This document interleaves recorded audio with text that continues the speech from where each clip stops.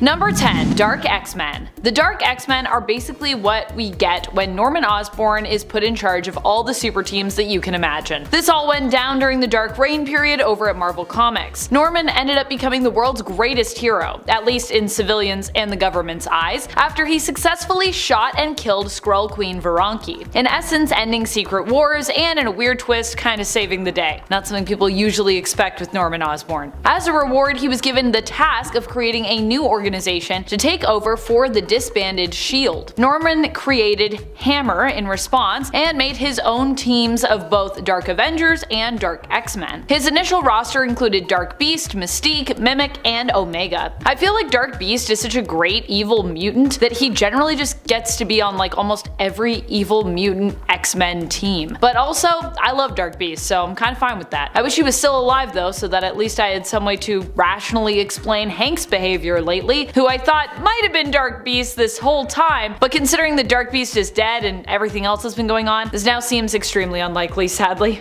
Dark Beast, please come back to save Hank from himself. And friends, before we move on to our next spot on this list, if you love what we do here at Top 10 Nerd, why not click that subscribe button? I know there's a bunch of you that aren't subscribed, so I'm talking to you. Click the subscribe, do it. Do it, I say! Number 9. Avengers vs. X-Men. Some might argue as to who is really evil in this storyline, if anyone is, but then there are those that actually might see it the Avengers way. After all, in Avengers vs. X-Men, there are really two sides to take, although thankfully in the end, the two teams do manage to put their differences aside to come together and resolve the issue of what to do exactly with the Phoenix Force. However, in this story, the X-Men initially are opposed to the Avengers as they want to welcome the Phoenix Force back to Earth, which is reportedly rapidly on the approach. It's believed that the Phoenix is kinda coming to merge with Hope Summers. While the X-Men are kinda wary of that, they do feel more open to the idea of the Phoenix's return, feeling that they could maybe use it for good, whereas the Avengers are pretty much vehemently opposed as a result of the Phoenix's history of destruction. The Avengers, and perhaps rightfully so, would rather see the cosmic entity completely destroyed. As the fight ensues, the Phoenix is split into 5 pieces, and some of the X-Men are even corrupted later by its power, becoming known as the Phoenix Five. Coming in at number 8, we have perhaps the most infamous X-Men palette swap with Dark Beast. Originally hailing from the alternate timeline known as the Age of Apocalypse, this version of Hank McCoy was a twisted mad scientist working under the tutelage of Mr. Sinister, striving to create the most powerful mutants possible, no matter the cost. Although this messed up future would be prevented by the X-Men,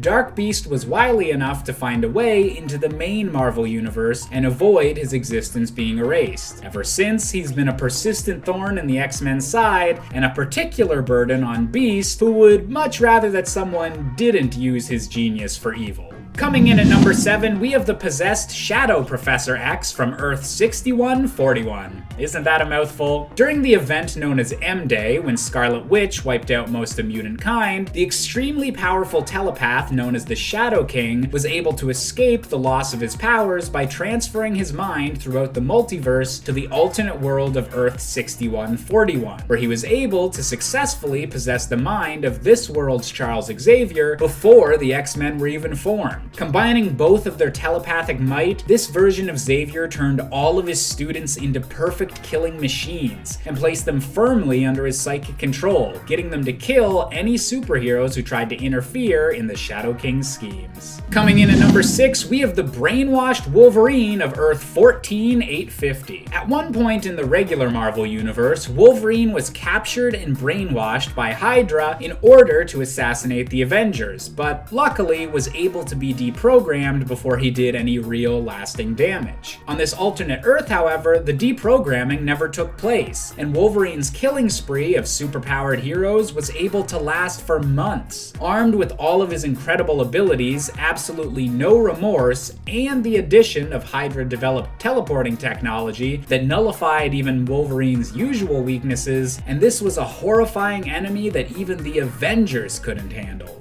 Coming in at number 5, we have the group known as Sinister's Six, and surprisingly, this isn't just a bunch of Spider-Man villains. A group of 6 red-eyed clones of the X-Men working for Mr. Sinister, this villainous group did have a few run-ins with the Wallcrawler, but only during the series known as Spider-Man and the X-Men, so it all works out. These evil clones were initially an intense obstacle preventing the real X-Men from getting closer to Mr. Sinister's schemes, but would ironically eventually be defeated by the same condition that seems to always follow Spider-Man related clone stories, cellular degeneration. Better luck next time, Sinister Six. Coming in at number 4, we have the twisted Bobby Drake, aka Iceman of the Age of Apocalypse universe. In a world where Apocalypse has taken over mutant kind and only Magneto and a few X-Men are capable of fighting back, the usually optimistic Bobby Drake was forged into a heartless warrior, giving him much stronger control of his ice powers than other depictions of the character, and becoming a living streak of ice that can travel instantly through water to lethal effect. This version of Iceman would eventually betray his teammates and ally himself with Dark Beast, and was only eventually able to be defeated by having his head shoved inside a furnace, a surefire way to finally melt this evil Iceman. Coming in at number 3, we have the vampire variant of Storm, known fittingly enough as Bloodstorm. In an alternate reality where Storm was bitten by Dracula before discovering the X-Men, Storm came to Charles Xavier for help with her condition. Unfortunately, her bloodlust was too strong and she wound up feasting on both the Professor and Beast. Horrified at what she'd done, this version of Storm would eventually try and redeem herself after she found herself as part of an invasion force attacking the main Marvel universe. While she eventually bonded and made amends with the Beast of this dimension, her combination of weather controlling and vampire powers made Bloodstorm one of the more powerful X-Men variants that the regular X-Men ever had to face. Coming in at number 2, we have the one and only Magneto from the Ultimate Universe. Magneto might often be an enemy of the X-Men, but in recent years has allied himself with them more often than not. This version of Magneto, however, is much more cynical and dark than the more complex figure of the regular Marvel Universe. And when he believed his children had been killed by Doctor Doom, Ultimate Magneto was furious enough to begin a global genocide. Switching the polarity of Earth's poles with his magnetic powers and beginning the incredibly controversial event known as Ultimatum, this version of Magneto caused the deaths of millions of people and dozens of beloved superheroes, and was only finally stopped when Cyclops put him out of his misery with a laser blast directly to the head. And finally, coming to our top spot, we have another version of Professor Charles Xavier, or more specifically, the part of his mind known as Onslaught. For years, Professor X has done all he can to achieve peace and prosperity for mutant kind, while not allowing his anger at humanity to get the better of him. But after all this time of psychically repressing every dark and evil thought he ever had, Xavier had made the perfect ticking time bomb. And when he briefly had a mental battle with his best frenemy, Magneto, a portion of Magneto's less held back personality combined with all of the darkness in Xavier's heart and created one of the most dangerous psychic creations of all time, the villain known as Onslaught. A personality made up of the worst possible versions of both Professor X and Magneto, Onslaught is the pinnacle of what can happen when the X-Men go bad. But coming in at number 10 is Hydra. To call Hydra a team isn't exactly a full truth. This organization is and has been comprised of not just notable villains like the Red Skull, Baron von Strucker, Gorgon, Contessa Valentina Allegra de Fontaine, Viper, Arnim Zola, Baron Helmut Zemo, Kingpin, Taskmaster, Absorbing Man, Bullseye, Crossbones, and many others, but there are also countless nameless henchmen and agents who all spout Hail Hydra. A notable mention going to Bob from the Deadpool comics. You're a good guy. As one of the commenters on part 1 made note of, Hydra isn't so powerful in the sense that they can absolutely obliterate foes, but they have something a lot of villains seem to lack: patience. The slow burn is their bread and butter, with slowly enacted plans that eventually lead them to almost secure world domination. Characters like Thor could punch as many dudes as he wants, but it's the members of Hydra who we don't even know about that are the real problem. What is actually insane to me is that Hydra has actually been around since pre-human time. It was a group of cold-blooded reptile-like aliens that planted the seeds that would eventually give rise to Hydra, with our earliest records of Hydra dating back to 3rd Dynasty Egypt. And at number 9, the Marauders. I think that a lot of mutant villain teams can give the Avengers a headache. As a commenter said in the last video, there is a reason that villains like Magneto and Apocalypse say that mutants are the superior species. Well, one of the cooler mutant villain groups out there, in my humble opinion, would be the Marauders. Originally, the Marauders were a group of mutant mercenaries working for the villain, Mr. Sinister. They were formed by Gambit in order to eradicate the population of physically undesirable mutants known as the Morlocks. To accomplish this task, Gambit called in Sabretooth, Arclight, Harpoon, Malice, Scalp Hunter, Scrambler, Vertigo, Riptide, Blockbuster, and Prism. The team has also been led by Magneto, Grey Crow, and Mystique at different points in time, and has also had villains like Ares, Chimera, Omega Sentinel, Polaris, Sunfire, and other unnamed soldiers. And as you might have guessed from Mr. Sinister's involvement, there have also been clones of these characters on the team as well. This group of mercenaries may not seem like the most powerful, but with such ruthless and unforgiving characters, they could easily do some damage to the Avengers. On a side note, if I hear someone bring up Rune King Thor again as if he was ever on the Avengers team with all that power, I want to lose it. He was around for like 5 minutes and it was to stop Ragnarok and then he just went away. In at 8, put Atlantis in the desert. Superman has his dark moments in Injustice. This especially includes Injustice Gods Among Us number 12, written by Tom Taylor with art from Mike Miller and Tom Denerick. Injustice Gods Among Us 12 shows readers Aquaman unleashing Atlantean armies on coastal cities around the globe as a way to show Superman that, you know, it's not gonna happen. Atlantis will not be taken. Superman, of course, takes this as a threat, because of course he does, and you know, Batman knew this would happen. But Aquaman, being Aquaman, refuses to back down, and Superman decides to teach him a lesson. But rather than actually like attacking and probably killing Aquaman, Superman enlists the help of Wonder Woman and the Green Lantern to literally lift Atlantis from the ocean and set it down in the middle of the Sahara Desert, as far from water as he could possibly get on Earth. Honestly, he might as well just put them in space. All of that would just be like direct murder and everyone would have gotten mad at that. But like honestly, I don't think Superman is above that. This guy is a frickin' monster. And it's 7, killing Green Arrow. Being as powerful as he is, it's important that Superman keeps a tight grip on his sanity and his powers because, you know, a huge part of the reason that Clark trusts Bruce with shards of kryptonite is because he knows that he can end up being used as a weapon or just going crazy if Lois dies. In this case, he wants Batman to stop him using that kryptonite. However, when Superman goes too far, sometimes nobody's actually there to stop him. In Injustice Gods Among Us number 11, the issue before Superman dropped Atlantis in the Sahara Desert, when the Green Arrow is trying to distract Superman, he fires an arrow at him that bounces off Superman because, you know, it's not a kryptonite arrow, but then it hits his father, Jonathan Kent, in the shoulder. It doesn't kill him. He's fine, he just got shot in the shoulder, but Superman gets so enraged at this that he flies at Green Arrow and immediately starts beating him to death in a furious rage. I mean, like, killing him would be one thing because he's Oliver Queen and he's like one of the sexiest men alive, but brutally beating him is something else entirely, especially with his mother yelling at him, begging for him to stop. Like, dude, listen to your mom, she knows best. Eat your vegetables. And at 6, Batman's backup plan. At this point, it's pretty well known that Bruce Wayne kept files and tools to destroy each of the members of the Justice League if it was necessary.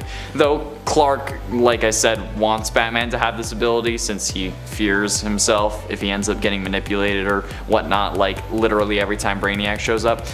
But the other Justice League members have not given Batman their information or like been like, yeah man, you can do that. In JLA, The Tower of Babel by Mark Waid and Howard Porter, Batman is shown to keep secret records of how to completely destroy each and every member of the Justice League. These records are then taken by Ra's al Ghul and used to decimate the League, proving an ultimate betrayal on the part of Bruce Wayne. Okay, I get it, like I understand the desire to be prepared since, you know, people in this universe seem to be turned by villains like Brainiac on a regular basis. But that's what Task Force X is for. That's why we have a whole game called Kill the Justice League. You don't need to have like a super secret, this is how you kill all of us hard drive that just begs for every single villain to try and steal it. Like, it's kind of stupid how you thought that was a good idea. All you need to do is have it in your brain. You're the world's greatest detective, and you couldn't detect that that was a bad idea? Halfway through into number 5, Wonder Woman destroying the Justice League. When it comes to power and skill levels, Wonder Woman is arguably one of the strongest members of the Justice League.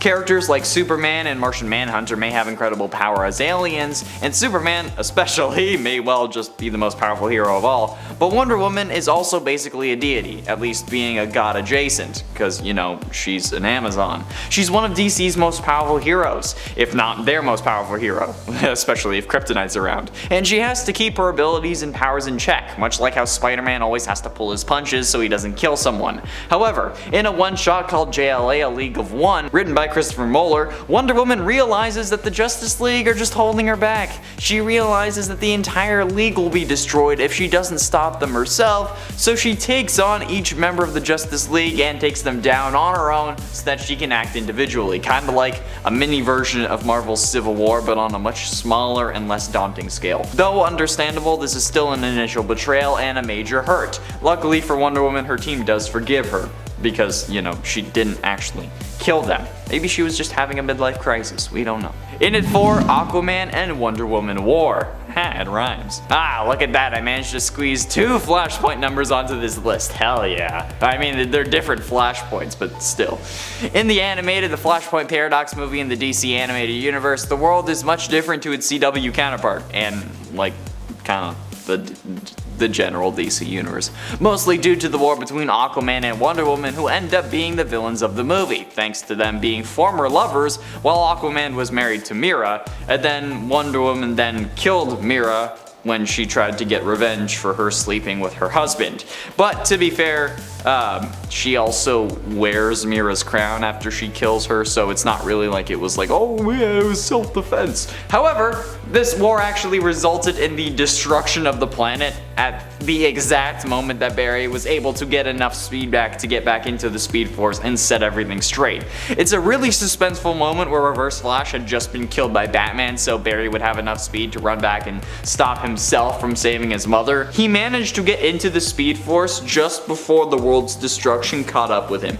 It's absolutely insane. It's very Justice League Zack Snyder cut-esque. However, I'm pretty sure they got it from this movie either way.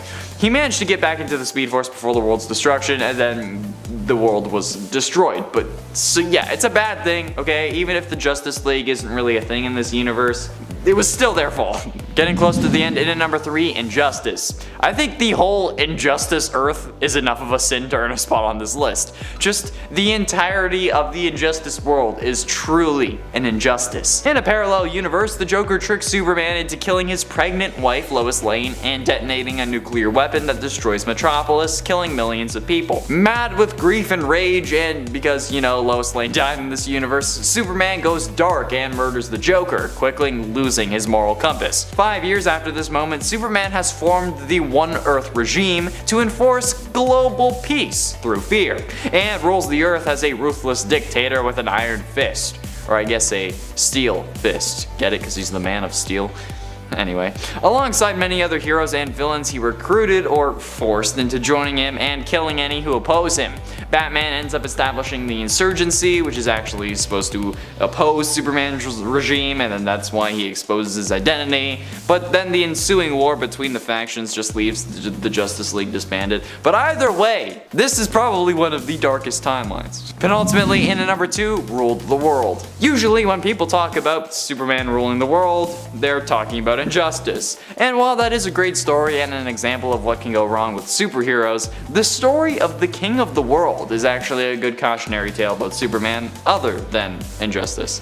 In the late 90s, this story features a series of prophecy-like dreams that make Superman realize that his regular MO of just flying around and waiting for disasters to happen isn't really working. And Kal-El decides to be a little more, proactive. In this case, that means building a series of spy satellites to survey Earth, helping Superman keep track of everything that's happening all at once, and then giving up his life as Clark Kent to work as Superman full-time. Sleep deprived and losing his grip on humanity, Superman starts interfering more and more in Earth's affairs, toppling extremist governments and even changing the weather. When he realizes that he still can't be everywhere at once though, the Man of Steel deploys an army of Superman robots to help maintain law and order. Again, making him a benevolent dictator, only snapping out of it when he gets a kiss from Lois Lane. None of the Justice League really tries to stop him either, they just kind of accept it, which is surprising, especially for Batman. Although I find it funny how the Man of Steel deployed Men of Steel. And finally, and at number 1, getting Alfred killed. Look, after Bruce Wayne loses his parents, Thomas and Martha, he's a young boy, okay? The only person who can truly take care of Bruce is Alfred Pennyworth, the Wayne family butler. However, Alfred ends up becoming like a second father to Bruce, raising him to adulthood and caring for him throughout his entire life. He also cares for Bruce's children, as a grandfather, and sometimes even more of a father than Bruce to them. Alfred is incredibly important to Bruce, and probably the only family that the man truly has left. But in Injustice Year 5, number 23, Alfred is spending his birthday alone at Wayne Manor. Unbeknownst to him, Superman has sent the supervillain Victor Zsasz to interrogate him, an altercation which will ultimately result in Alfred's death. I know it was the Injustice Earth, okay, and Supes is a horrible person there, but honestly, think about it. This is the worst thing that Superman, and by proxy his Injustice League, has ever done. Because Alfred is the purest character in all of DC Comics. And in the moment that Alfred died, so did a piece of the DC universe. It doesn't matter if it was in one of Infinite Earths and it was one of Infinite Alfreds, none of them deserved this. Coming in at number 10, we have the Wild West themed Xavier Gang. In an alternate Marvel universe that bears an incredible resemblance to America in the 1800s, a band of outlaws known as the Xavier Gang are plaguing a small town in Arizona, with every mutant member of the team being individually mind-controlled by a distant and diabolical version of Professor Charles Xavier. Using this team of the X-Men as puppets made up of both superheroes and supervillains, this Western crook version of Xavier was only defeated once a multiverse-spanning team of X-Men showed up to put an end to his mind-controlling ways. Coming in at number 9, we have the bloodthirsty Vampire Wolverine. In an alternate universe where vampires have launched an all-out assault on the United States, most of the X-Men are bitten and mind-controlled by the Lord of the Vampires, Dracula. Unfortunately for Dracula, however, Wolverine's healing ability allows him to regain his own mental control despite becoming a vampire, and thus is able to overthrow Dracula and become leader of the vampires. Consumed by a bloodlust that amplifies his already pretty frightening rage, Wolverine and his vampire army are able to wipe out most other superpowered life on the planet, only finally being defeated by the combined forces of Doctor Strange and the Punisher as a vampire hunting combination. Number 8. Cerebro's X-Men. Cerebro ended up at one point gaining sentience and creating their own X-Men. The sentient Cerebro took the form of Professor Charles Xavier. Cerebro recruited their own X-Men to oppose the true X-Men team, or at least seemingly did. We'd later learn that this team, composed of Grey King, Rapture, Landslide, Crux, Mercury, and Zaos, were actually also imposters. In truth, being nothing more than nanotech lifeforms which Cerebro had built using personality templates that Cerebro had taken from within its own mutant database. Cerebro had wanted to oppose the real Xavier and the real X-Men, getting them out of the way so that it could successfully launch a satellite that would help it to locate and then catalog all mutants on the planet, freezing them in a cryogenic stasis in order to preserve their DNA. Yeah, cataloging mutants doesn't sound so bad until you realize that's what Cerebro wanted to do with them. After Cerebro's X-Men were defeated, Cerebro labeled them as failures before absorbing their digital bodies back within itself, becoming a giant monstrosity. Fortunately, Cerebro was defeated by the real deal in the end, Charles Xavier, and the real X-Men team. Number 7. Apocalypse's Horsemen. Apocalypse's Horsemen have featured many X-Men and many X-Men adjacent characters over the years. One of the more recent iterations of the team after Apocalypse was awakened following House of M and Decimation included Polaris as Pestilence, Gazer as War, Sunfire as Famine, and finally Gambit as Death. That's a good number of X-Men that he recruited that time around. Although Apocalypse and his Horsemen are generally opposed by the X-Men themselves, the fact remains that there have also been a good number of them recruited by Apocalypse himself. And in the Age of Apocalypse reality, more mutants have joined him than not. Even though he is still technically opposed by Magneto's X-Men there, many of the mutants we'd associate with the X-Men team in the main continuity end up actually joining Apocalypse instead in that reality. In fact, at one point, Wolverine even becomes the new Apocalypse in the Age of Apocalypse reality. Pretty wild, I know. Number 6. 10 Evil Xaviers. A few teams on this list aren't specifically made up of a copy one-for-one of evil X-Men, and this is one of those teams. It was simply too good for me to not include, so you're welcome. In the Fantastic Extreme X-Men, this is a team of villains from alternate realities and even perhaps the main reality that our multiversal X-Men team led by Earth 616's Dazzler must face. The 10 Evil Xaviers feature one that is a cowboy, another that is a Cthulhu-like floating brain, one that is a giant Akanti whale, and so many more amazing weird alternates of the X-Men's leader and mentor.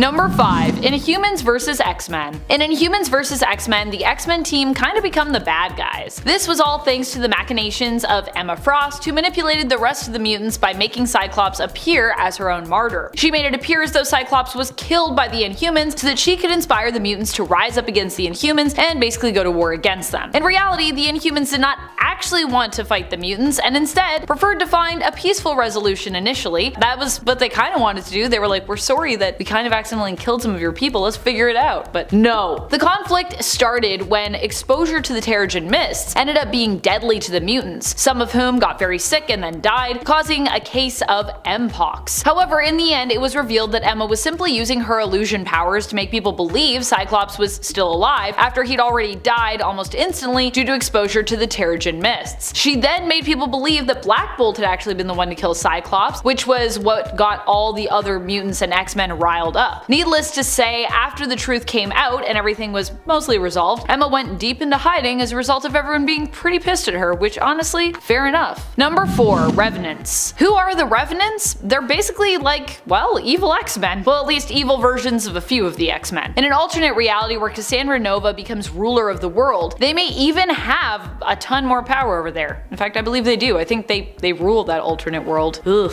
But the ones we're talking about here instead appear in Uncanny X-Force, where they face off against some of the former / current / future X-Men members. Revenants are also known by another name though, one you might be familiar with if you are a Cassandra Nova fan or a Shi'ar fan: Mumad'Dai. The Mumad'Dai are basically evil duplicates of oneself. According to Shi'ar beliefs, in order to be born, one must first defeat their evil alternate, their Mumad'Dai, in the womb. That was what Charles did in order to defeat Cassandra Nova, his seemingly evil twin, who really is a Mumad'Dai. However, despite being defeated because Charles was so powerful, in reflection, so was Cassandra, who would end up recovering and returning years after that initial defeat. In Uncanny X-Force issue number 10, we're introduced to a few more Mumad'Dai that are the dark reflection of Betsy Braddock's Psylocke, Storm, and Puck. While Puck has never been an X-Men and isn't a mutant, he is X-Men adjacent, having served on Alpha Flight and X-Force, hence his appearance in this series, and the reason why I'm still gonna talk about him on this list, so haha! Number 3. Curse of the Mutants. Curse of the Mutants represents a time and team that were turned evil by really the curse of vampirism. Well, at least a few of the X-Men were. Primarily, Jubilee was the one captured and transformed into a vampire as a means to lure out Wolverine. This was all part of Zarus', Dracula's son, evil plan to take over San Francisco and bring all vampires together under his control, of course. However, what Zarus was not anticipating was that Wolverine, who he successfully managed to lure out and transform, it seemed, had actually been caught and turned as part of Cyclops' master plan. Haha, he one-upped him with a plan that was part of his plan. In the end, the X-Men therefore managed to defeat Zarus, with Wolverine being reverted back to being human, or rather, I suppose I should say mutant, and Jubilee being rescued, although for a time Jubilee would still remain a vampire. Number 2. Onslaught. I mean, if we want to get a little loose with the definition of a team. I would say a team is just more than one person, so I don't even think this is that loose. But then we could consider Onslaught to be an evil X-Men team. Technically, he was originally made up of a team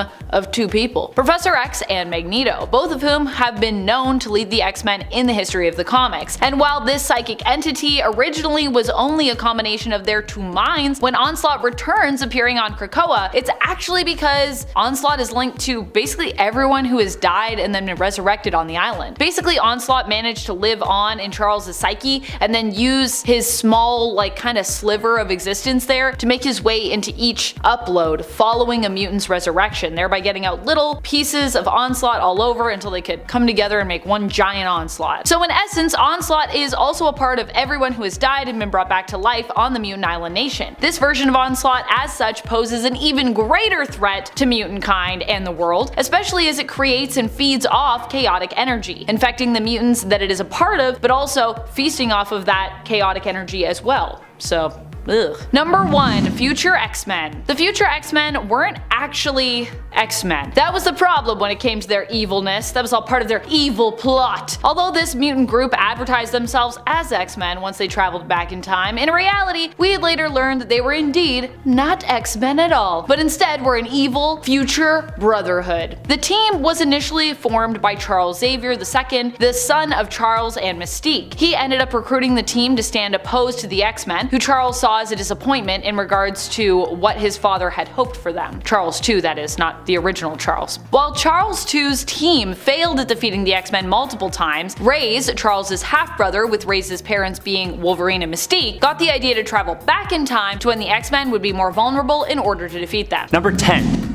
Age of X Avengers. In the Age of X storyline, the mutant population were feared, and after a phoenix-shaped explosion leveled Albany, the culling of the mutants began. In response to this, the mutant Magneto used his powers to literally steal several buildings from New York and form Fortress X, a safe haven for mutant kind. This led to the creation of a team of non-mutant heroes by General Frank Castle, and led by Captain America, to hunt down this resistance of mutants. The team was made up of Captain America, Ghost Rider, who was killed prior to the actual assault on Fortress X, the Hulk, Invisible Woman, Redback, who is this universe's Jessica Drew, and Iron Man / Steel Corps. While the team murdered a lot of mutants, Cap eventually called them off to instead defend the mutants, which activated Steel Corps' Code Omega, causing them to take him out. There was also Plan B, which was the 2 megaton chemical that was carried by the Hulk. Luckily, the mutant population survived this twisted Avenger team. Number 9. Ultimate Avengers. Not to be confused with the Ultimates, who are very much their own thing. This team of Avengers is actually called the Avengers, but is not the Avengers equivalent from the 1610 Ultimate Universe.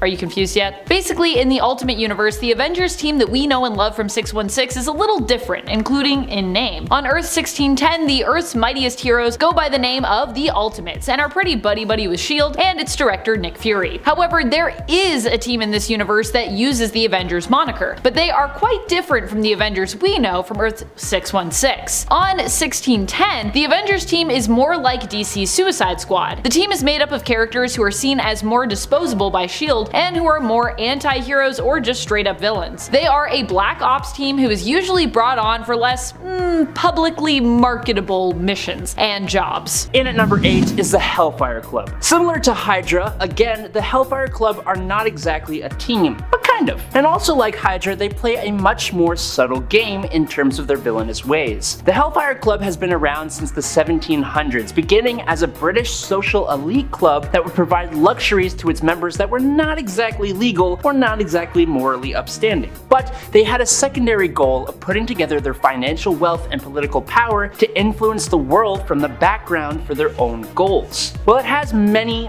members in different cities, some of which are just regular wealthy people, the group is run by its inner circle, many of whom are indeed powered, and more often than not, they are mutants. This group takes their names after different chess pieces with the black and white kings, queens, bishops, and knights. Now we've already talked about one of them with the White Queen Emma Frost, my bae, but there have been many other members and not all of them have been villainous. So specifically we're going to talk about the more evil ones. Names like Sebastian Shaw, Elias Bogan, Blackheart, Tom Cassidy, Trinity, Mystique, Magneto, Trevor Fitzroy, Norman Osborn, Ezekiel Stane, Jason Wingard, Mountjoy, and Emma Steed have all been part of the Hellfire Club. While it isn't really an evil group anymore, with most of the current group made up of heroes, in its prime days of villainy, it absolutely caused problems for the world's heroes.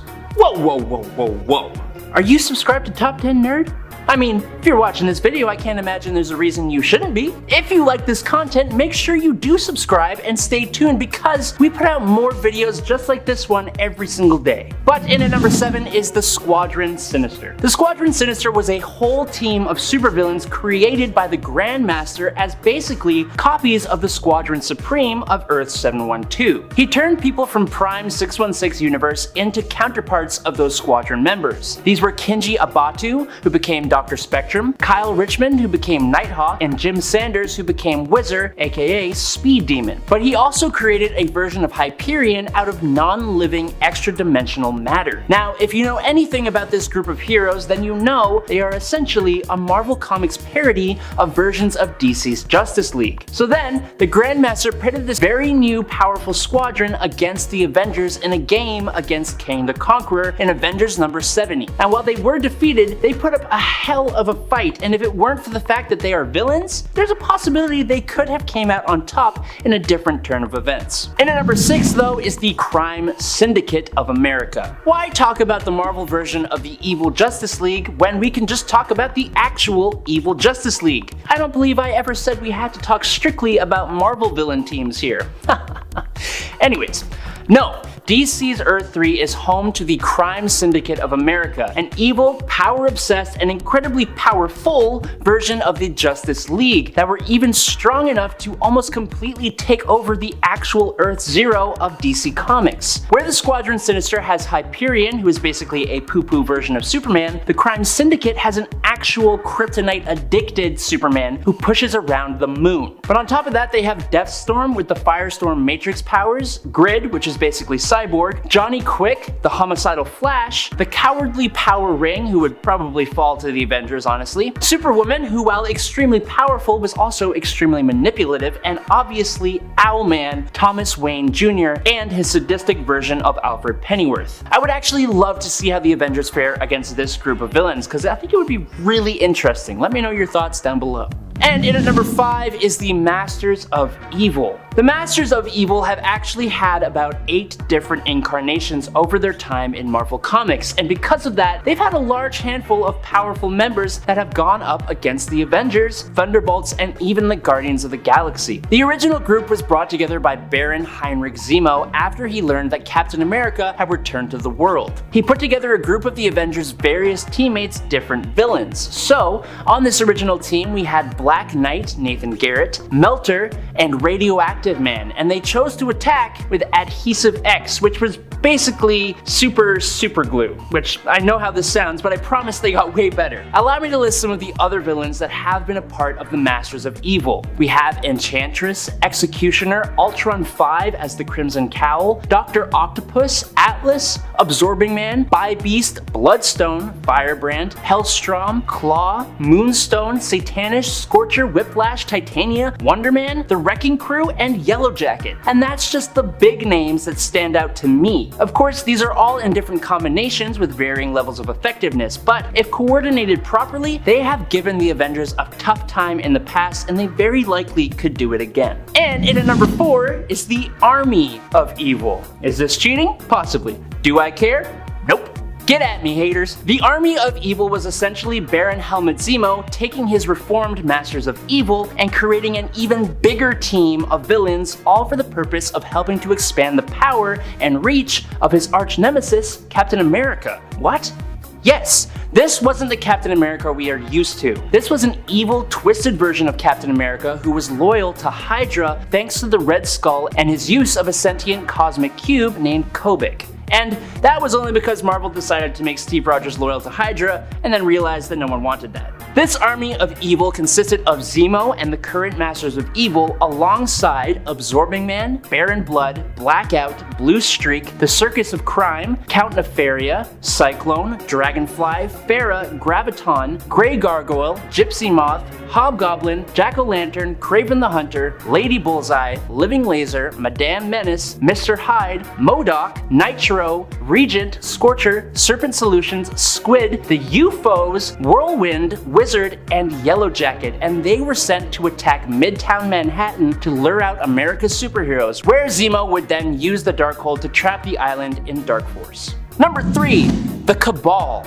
In the last list, we spoke about the group called the Cabal that was formed by Namor the Submariner to combat the multiversal incursions. But for part 2, we're going to talk about the other Cabal. This version of the Cabal was a secret group created alongside the Dark Avengers by Norman Osborn when he became the director of S.H.I.E.L.D., which he renamed to Hammer. This group was basically the villainous version of the Illuminati, and it consisted of some pretty powerful villains. Obviously, we have Norman Osborn himself, who in my opinion is probably the weakest member of the group in terms of raw power, because next to him we had Emma Frost, an Omega class telepath, the White Queen of the Hellfire Club, and sometimes headmistress of Xavier's School for Gifted Youngsters. We also had Namor the Submariner, who, well, I think he kinda sucks, but he's the king of Atlantis, Loki of Asgard, who was the whole reason the Avengers formed in the first place, the Hood, who was a skilled sorcerer and powerful crime lord, and as the icing on the cake, they had Dr. Doom of Latveria, who really doesn't even need much of an introduction. Taskmaster was also part of this group as well for a little bit, so yes, this team was highly capable. Unfortunately for them, their alliance was tenuous at best, as it usually is with villainous teams.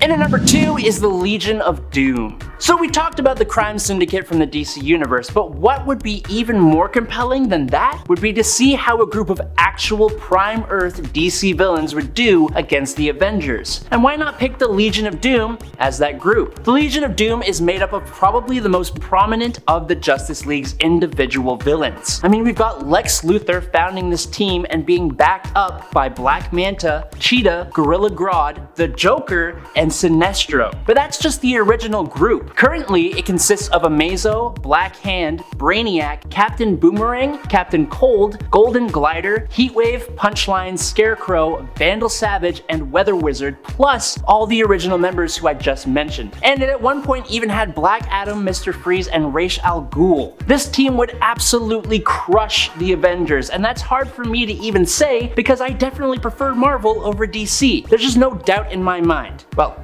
except, of course, if Joker does his usual thing and betrays them, or whatever, or they can't get along, or the heroes have to win because that's just how it goes with comic books. Barring those 3 things, they would crush. Anyways, in for number 1, and for my last trick, I will talk about a group of villains from neither Marvel or DC. No, for our number 1 spot, we're gonna talk about the Viltrum Empire from Image Comics' Invincible series. Again, a loose definition of the word team, but I mean, if you're all from the same planet with the same goal of ensuring the survivability of your race, that's kind of like a team, a very large team. But the Avengers have faced off against entire races of species before, so I don't know. While they have faced off against other races, the Viltrumites, this is a race of absolutely mind-bogglingly strong humanoids who are next to impossible to take down and who just come back stronger after they heal. Just 3 Viltrumites were able to fly through a planet and completely obliterate it. The Grand Regent of the Viltrumites himself, Thrag, was able to tank some of the most powerful of the heroes that the Earth had to offer, and even the strongest of his own race were absolutely terrified of him. I mean, the final climactic battle between Invincible and Thrag saw the two going punch for punch inside of our sun, and it still took them a good little while to actually being worn down by that fight. This is a race of Superman-like beings the Avengers would not stand a tiny little chance against. An intent exposed Batman. While this seems like something any version of Superman would do if they turned bad, it's actually interesting to see that only the Injustice version of Superman actually did it. Yes, after getting fed up of Batman leading the resistance against his totalitarian regime, because, you know, that's a bad thing, Bruce, Superman tells the whole world that Batman is really Bruce Wayne. How does he do this, you may ask? Like a press conference, or like a world message, or like a video? No. None of the above. The dude just freaking tweets. Superman, in just 4 simple words, tells the world that Batman is Bruce Wayne. Using those 4 words, actually, in that order. From the official Superman Twitter account, by the way. Dude doesn't even use his Clark Kent Twitter. Like, he's still hiding behind his identity, but he decides to out Bruce's. That's hypocrisy right there. But I guess that's all politicians. With over 2.5 million retweets and over 3.5 million favorites, this is certainly #1 on trending for sure. At least until Kim K posts a pic in like a sexy Batman costume. So that the whole Bruce is actually Batman thing moves to #2, and then the whole internet breaks again. And at 9, joining Reverse Flash. In Tales from the Dark Multiverse 1, Flashpoint, we see a world where Barry Allen died while attempting to get his speed back with Thomas Wayne in the Flashpoint timeline. This leads to Reverse Flash claiming to be the Flash and trying to end the war with the Atlanteans and Amazons by threatening them. Obviously, this doesn't work out because they're the goddamn Atlanteans and Amazons. So, in an effort to save himself, Reverse Flash races through time, changing events to create the world exactly how he wants it, which involves saving not only Bruce Wayne, but Martha and Thomas Wayne as well, resulting in a world without a Batman. Because, you know, Batman's gonna fight against Reverse Flash no matter what. So just getting rid of Batman, this is the smartest thing any villain has ever done, straight up. But on the final page of this issue, we see Eobard with all the new heroes he ended up creating and convincing them to join him, as we can see by the Reverse Flash symbols on their suits. Even Green Lanterns and Wonder Woman has one. This page also has a Superman and honestly, 6 suit, but being controlled, or I guess led by the Reverse Flash, makes this utterly horrifying to think about, especially when you can see the other members of the Flash family racing behind Reverse Flash. Like, he finally got what he wanted. Eobard became the Flash, and now he has his own Justice League that serves his own purposes. This should have been higher. Number 8, Alpha Strike. Due to my compulsive need to slowly turn this into an Alpha Flight channel, I present to you Alpha Strike. Alpha Strike is a team led by the Master of Evil, who with a group of villains and a few mind-controlled heroes managed to take over Canada and nearly destroy Alpha Flight in the process. Members of this team include a brainwashed Vindicator who has a battle suit that allows her to lift heavy objects, fly, teleport herself westward at the speed of the Earth's rotation, and fire energy beams that can incinerate a person with ease. Other members include Purple Woman, who like her father the Purple Man can compel people to do whatever she tells them, Citadel, who has a healing factor and adamantium armor grafted onto his body, as well as super strength so powerful he was able to send Colossus flying, the Wendigo, who routinely gives the Hulk a run for his money, and Ranark, who is a powerful user of dark magic, who was once a shaman who tried to claim enough power to become a god. And to anyone who doesn't think the Master would be a threat to the Avengers,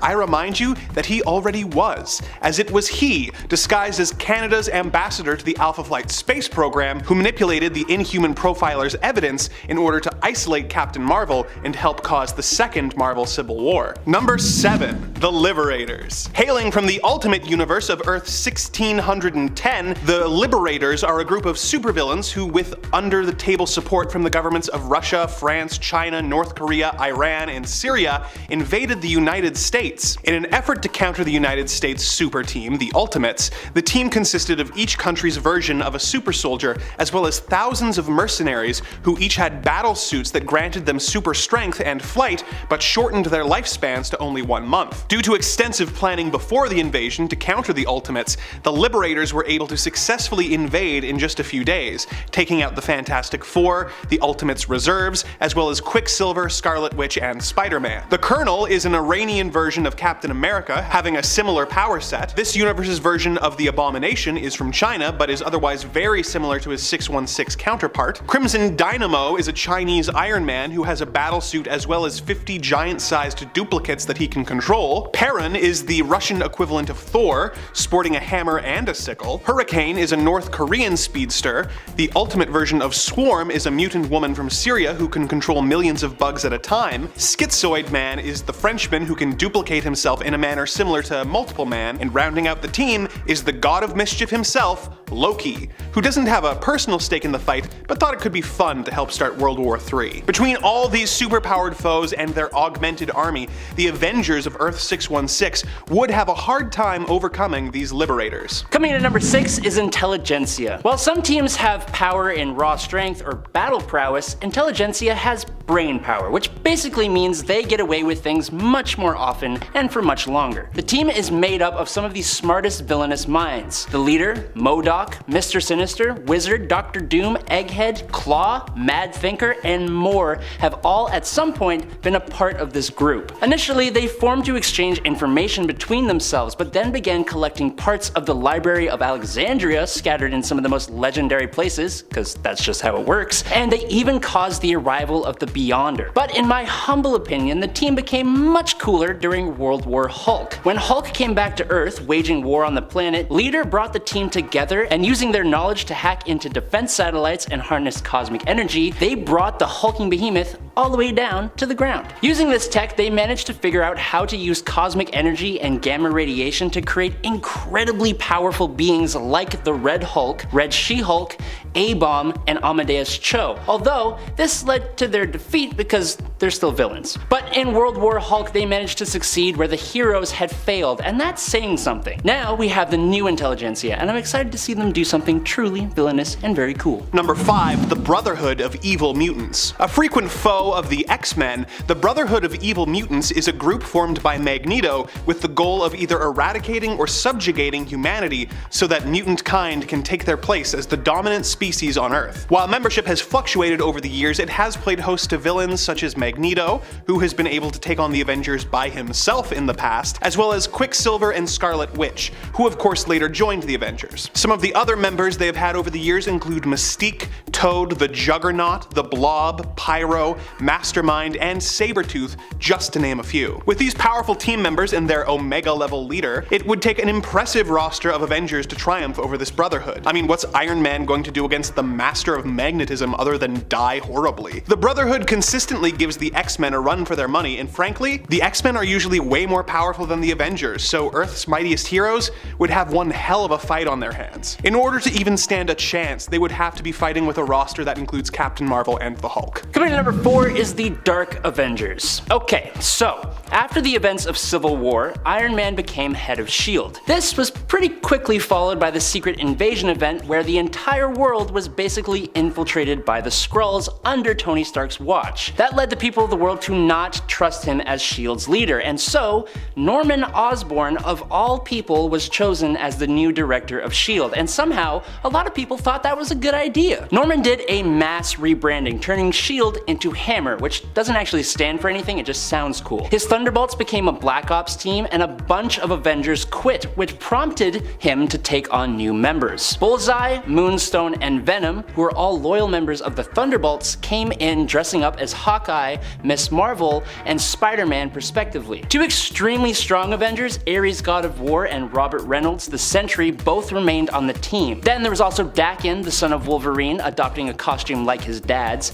and Novar, a Kree who took on the Captain Marvel title. Lastly, Osborn himself suited up in a suit of Iron Man armor, but with the Captain America red, white, and blue, plus a star, dubbing himself the Iron Patriot. A team that includes Sentry is almost always a powerhouse, but then you add these other team members and manipulate Sentry to unleashing the Void. The heroes had their hands full just trying to deal with these Dark Avengers and Norman Osborn's hammer. And in at number 3 is the Horsemen of Apocalypse. Every time the ancient, incredibly powerful mutant Apocalypse shows up to cause a headache for the heroes, he is almost always accompanied by his horsemen. Extremely powerful mutants, and sometimes non-mutants, chosen by Apocalypse to receive biological, genetic, and celestial enhancements that push their power to a substantially higher level. They can have their powers augmented or receive completely new powers altogether, whatever would help Apocalypse and whatever his current goal is. Some of the most powerful beings have been one of the Horsemen at some point. I'm talking characters like the Sentry, Hulk, Wolverine, Sunfire, Polaris, Psylocke, and Gambit. But even characters that hadn't existed before showed up as his Horsemen, and they were intense. Apocalypse's final Horseman team, for example, were all largely unheard of characters, but there was Decimus Furious, who was a giant Minotaur-looking guy from way back in the Roman Empire, Jeb Lee, who can give people cancer and cause their flesh to be eaten away by playing on the drums, which is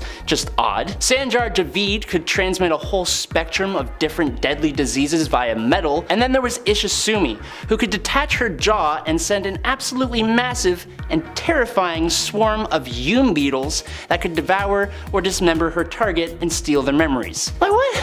And I haven't even spoken about the first horseman, and I'm not going to. Number 2, the Black Order. The goal of the Mad Titan Thanos is to wage war on life itself in an effort to impress the woman he loves, who also happens to be Death. In order to help him with this goal, he has assembled a team of aliens to serve as his generals, the Black Order. Members include Corvus Glaive, who is not only a tactical genius, but immortal as long as his blade remains intact. Hela, the goddess of death, the Primordial Elder, the Challenger, who can access residual energy from the Big Bang, the telekinetic sorcerer Ebony Maw with persuasive powers, Black Swan, who can shoot optic blasts and has so much strength that she escaped from a prison designed to hold a Herald of Galactus, Black Dwarf, who is pretty much just big and strong, and Proxima Midnight, who is an expert combatant with super strength, endurance, and near invulnerability. They were memorably featured in the Infinity War movie and caused just as much if not more trouble for the heroes in the comics as they do in the film. And in at number 1 is the Cabal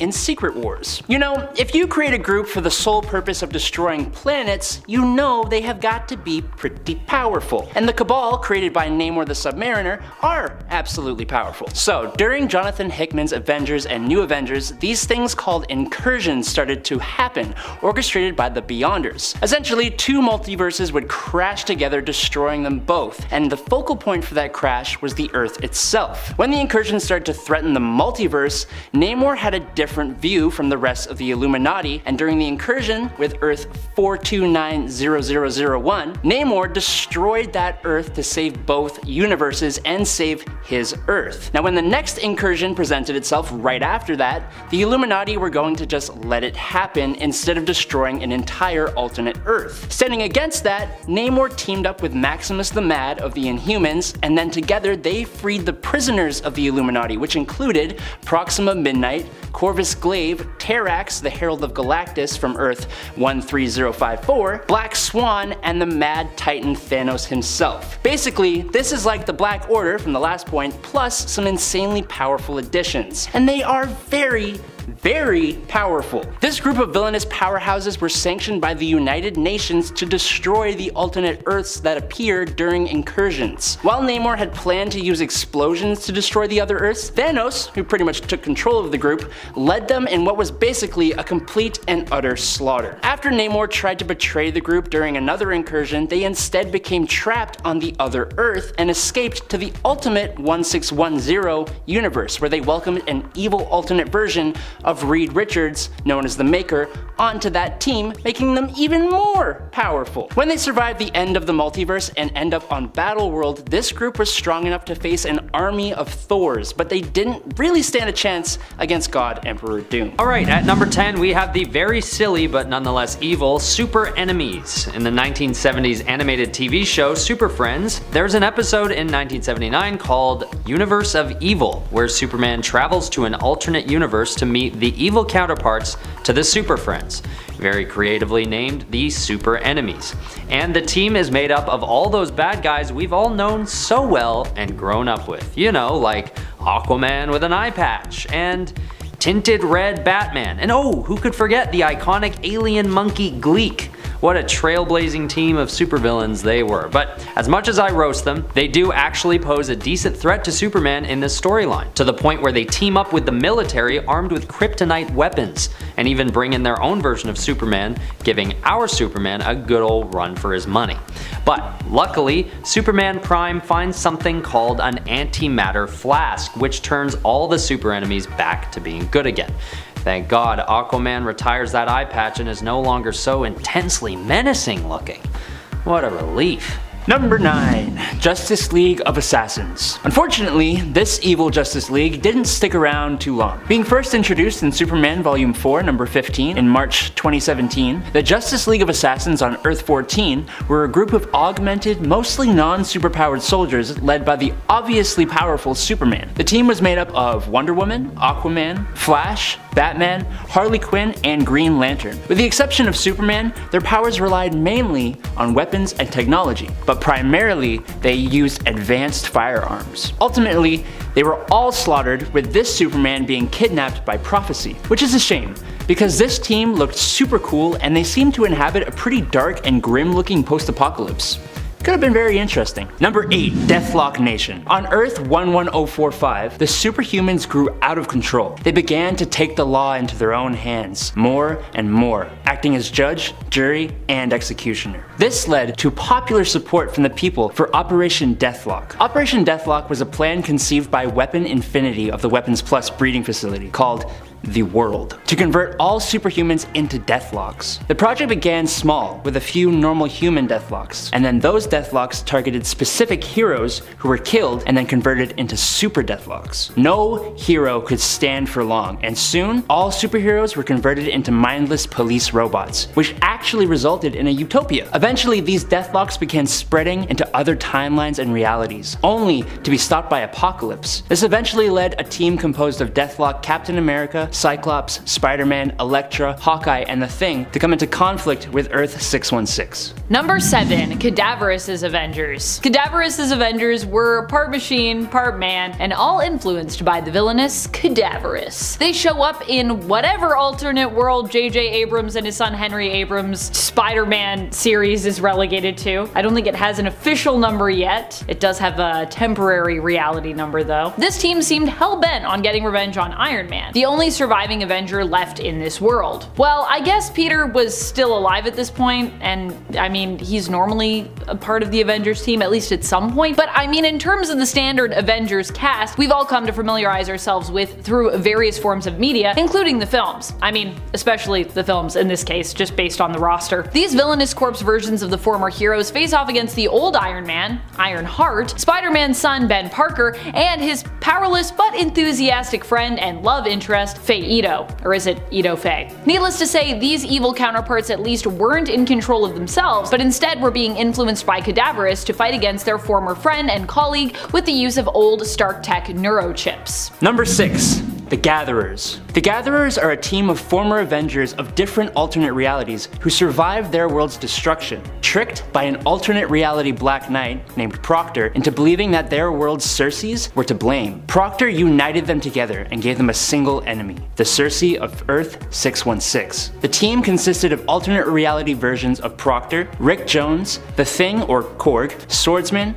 Black Panther, and The Vision, as well as some unknown original villains. But for them to carry out their vengeance, each member had to kill their Earth 616 counterpart within a certain amount of time, or they would die from cellular breakdown. What the members of the Gatherers did not know is that their leader, Proctor, was responsible for the destruction of each world they are from, as he drove that world's Circe into madness, causing her to lash out and destroy everything around her, all because of a bad breakup. Damn, dude! Number 5, Android Ultimates. The Android Ultimates come from Ultimates 3. They make their first appearance in issue number 4 of the Ultimates 3 series. This is where we first learn that these Ultimates aren't really the Ultimates at all, but replacements built by Ultron to act just like them. His plan is to use the team of robotic hero impersonators to destroy man and help the machines of the world rise up. Really all machines too. There's a weird part where they're talking about like, we as machines are just seen as these tools. Us toasters, we will unite. It's like very strange. Of course, the Ultimates themselves will have a few things to say about that whole plan. Ultron styles himself after his father Ant-Man, but he and his team wouldn't make it past the next issue. It would later be revealed that their leader Ultron wasn't actually fully in control, but instead was being puppeted by Doctor Doom. So many reveals where people are actually being controlled by someone else. Number 4. Undead Avengers. The living are not welcome on Earth 666, and the world is only consisting purely of the dead, undead, or supernatural beings. Vampires, werewolves, mummies, and more all exist here, and each group is divided into separate factions. But don't fear, the greatest heroes from across these groups are assembled together to protect this world.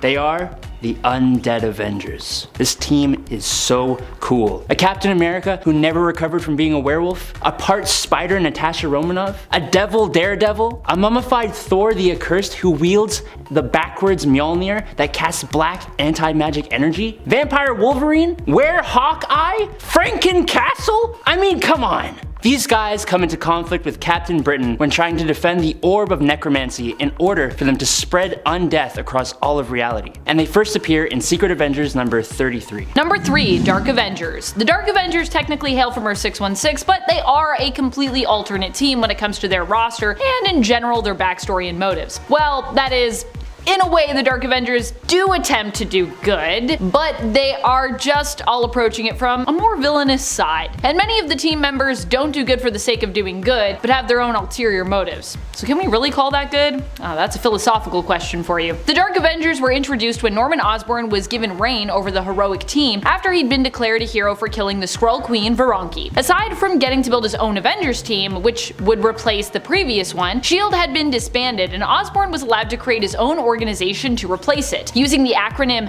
HAMMER, which really doesn't stand for anything. Osborn just thought it sounded cool, so that's not really an acronym, it's just capitalized letters at that point. He pulled together his own Avengers team, which publication-wise became known as the Dark Avengers, composed of various Marvel villains, anti-heroes, and misled heroes in some cases, or heroes who were just like really lost at the time, who Osborn united when the standard Avengers hero members refused to join his team. He did try though. He was like, hey Carol, come be on this team. She was like, hell no. Number 2.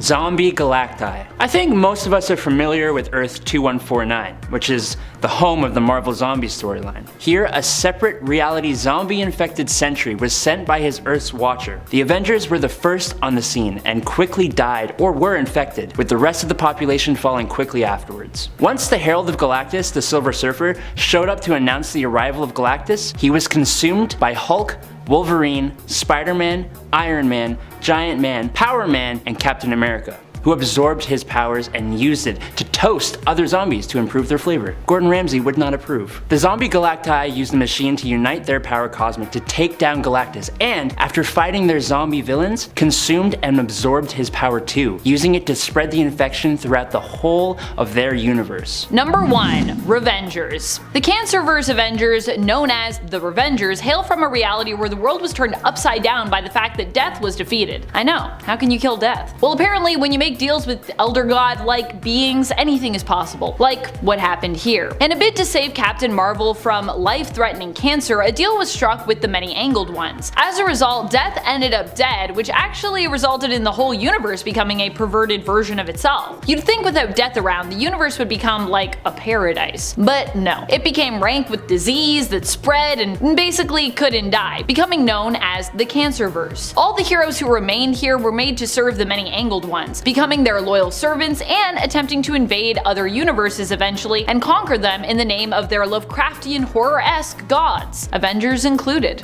Or Revengers included. Number 10. The UFOs. The UFOs are a group of Hulk villains who wanted to recreate the accident that gave the Fantastic Four their powers. They hired the engineers who built the Fantastic Four's original ship and set off, hoping to be pelted by cosmic rays. Their ground facility was discovered by Bruce Banner, who thought the team were being exposed to the rays by accident and brought the shuttle down. The team resented the fact that Banner tried to save them, as they thought that longer exposure would have made them even more powerful. This resentment caused them to vow revenge on Banner and the Hulk. The UFOs have 4 members: Ironclad, X-Ray, Vapor, and Vector. Ironclad was transformed by the cosmic rays into organic metal that he can control, making him able to increase or decrease his weight at will. This allows him to hover in the air or come down on his enemies with the force of a mountain. He also has superhuman strength and durability. X-Ray was transformed into living energy and therefore can't really be hurt. He can fly, turn invisible, and emit radiation blasts, as well as negative gamma rays, which allow him to transform Hulk back into his human form. I suppose he could also use this power to give most of the Avengers cancer. Vapor can transform into any gas she wants, usually using it to poison her enemies. Vector has telekinetic powers which he can use to move objects as well as focus into blasts, which have shown to be able to flay most of the Hulk's skin. Sure, the Hulk has managed to take them out on his own, but if they can get him off the board with X-Ray's powers, the other Avengers will have a challenge taking out this supergroup gone bad. In at number 9 is the Sinister Six. Spider-Man is one of the best heroes Marvel has to offer. Maybe not the most powerful, but arguably the most popular and inspiring. But gosh darn it if he doesn't have a knack for absolutely ticking off his villains with incredibly good and some might say annoying quips. He drives villains insane, which is likely why his 6 greatest villains came together to try and bring him down for good. The original team was made up of Dr. Octopus, Electro, Kraven the Hunter, Mysterio, Sandman, and the Vulture, and each one of these villains can arguably give the Avengers a hell of a time on their own, but together they are a force to be reckoned with. There have been multiple different versions of this team with other villains swapping out, and sometimes they've even had more than just 6 villains on the team. Dr. Octopus, Electro, and the Vulture are usually there, but some other strong villains who have shown up on this team include Green Goblin and Hobgoblin, Lizard, Rhino, Scorpion, Shocker, Venom, and Swarm. Now, I'm keeping them all the way up here because honestly, they get beaten way too often by Spider-Man alone, and they have a huge weakness in the form of being incredibly bad at cooperating with one another. Although, when the Sinister 12 came for Spider-Man, he needed the help of Black Cat, Captain America, Iron Man, Daredevil, Yellow Jacket, and the Fantastic Four for them to hold their own, which is a hell of a feat for the villains. I'll give them that. At number 8, we have the Conglomerate. This group is basically a bizarro version of the Justice League created by Booster Gold. The group is formed after Booster's departure from the Justice League International due to a lack of respect from his peers. When Booster first fails to bring together a competent group of heroes to form the first iteration of the Conglomerate, someone named Claire Montgomery comes in to manage the group. With her, she brings along the likes of Deadeye, an alternate Green Arrow, Fiero, a guy with fire powers, Frostbite, an ice power guy, Elastaman, a stretchy man, Element Man, much like Metamorpho, Scarab, a knockoff of Blue Beetle, and Slipstream, a dollar store Flash. When they engage in a small friendly skirmish with the Justice League International, the fight quickly turns serious, and everyone learns at once that these new members have actually been brought from an antimatter world called Quard, and they're basically just entirely evil, and always had been. Luckily, the JLI take them down, but it's a close one. Number 7, Squadron Sinister. This isn't so much an evil alternate Justice League as this team actually appears in the Marvel universe. But I'm gonna count it because I'm just stubborn like that. The original Squadron Sinister was created as a sort of obvious play on DC Comics Justice League characters Superman, Batman, Green Lantern, and The Flash, with the characters Hyperion, Nighthawk, Dr. Spectrum, and the hilariously named Wizard, respectively. The team was created by the Grand Master after he encountered the Squadron Supreme, and they first appeared in Avengers number 69 when they were pitted against the Avengers in a game between the Grand Master and Kang the Conqueror. They're bad guys who are counterparts to 4 members of the Justice League. I gotta stop justifying my reasons. They're on the list. Argue with me down below if you don't like it. Alright, at number 6 we have the Justice Lords. Appearing in the animated series Justice League in the episode titled A Better World, this evil team is led by a radicalized Superman. Radicalized because he witnesses Lex Luthor murder the Flash and threaten nuclear war. So, Superman decides he'd abandon the typical hero's code of conduct and kill the bald tyrant himself. And in this alternate universe, Lex Luthor isn't just some super rich supervillain working away and hiding. He's actually worked his way to becoming the President of the United States. So, after his death, there is a power vacuum to be filled. And who would be better rulers than this evil alternate Justice League? No one.